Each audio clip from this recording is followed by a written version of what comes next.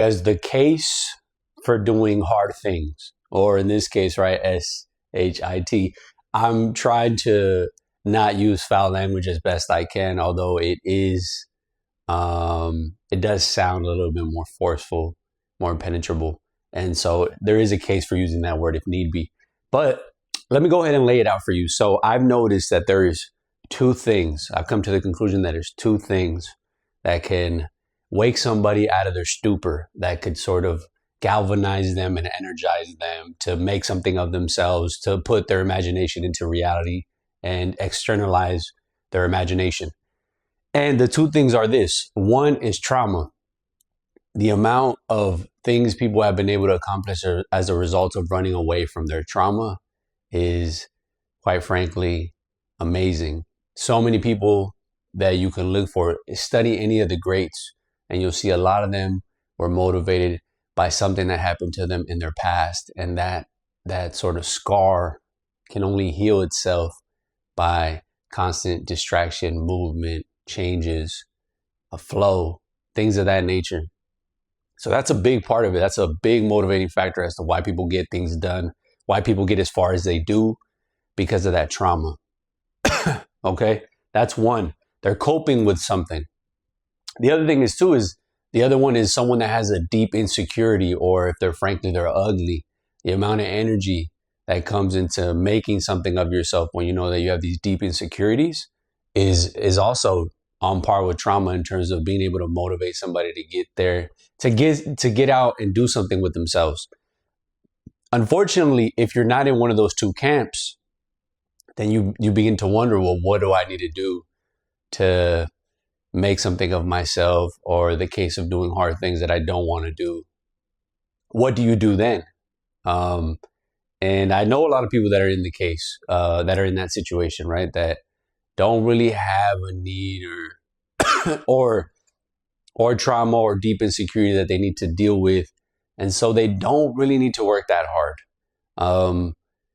And if you want a clear indicator of where this takes place, you can see this right now, is go to the Mediterranean.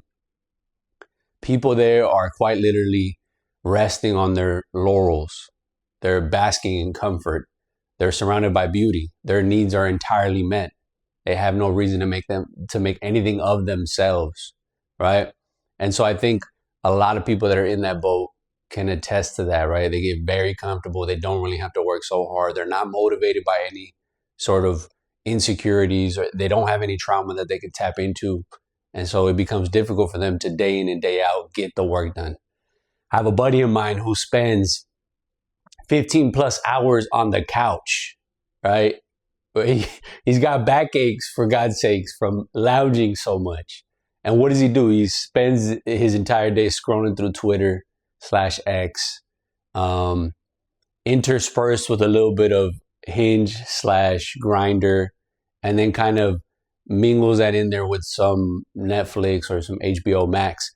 And you can see how a guy like that doesn't really have to do anything, right? He's quite comfortable. His needs are met. He doesn't have any neurosis, any insecurities about his body or his face. And so he feels like a king. He doesn't really have to do anything different. His situation is fixed, right? In the sense that, I mean, he doesn't have to do anything else. He's kind of set for life.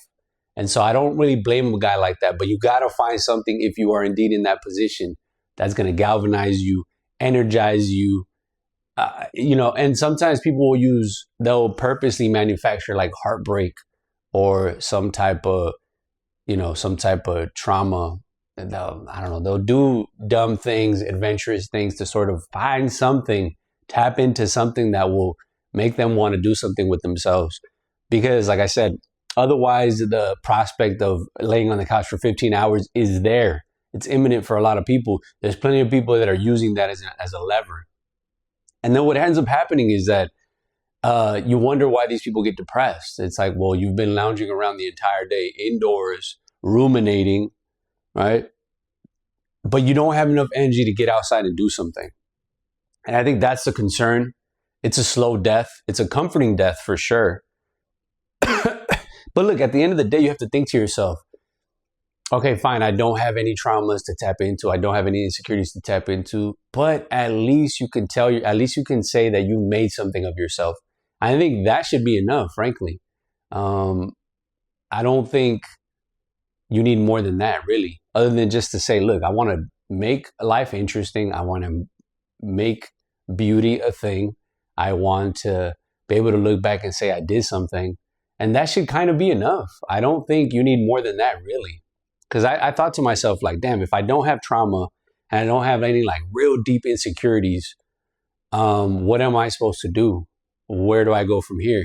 And then I realized, well, then life's purpose is just to make beauty, to make art, right? Your passion projects become your art, and that should be the work that you should be willing to do without expecting anything in return. And I think that's where I fit into that camp. I fall into that camp. Okay, so if ever you're feeling like you're not doing anything, you're not moving the needle, consider that. Consider what is the artwork that you want to get into. And that could mean anything. It doesn't have to be some grand scheme. Could be, but if it's not, if it's something simple, it doesn't matter. The point is that it's something that you're passionate about. It's a project that you're willing to work on, and you're not expecting anything in return. And I think if you find what that is for you, then you'll be okay. But anyhow, I hope this video helped, and I'll see you in the next one.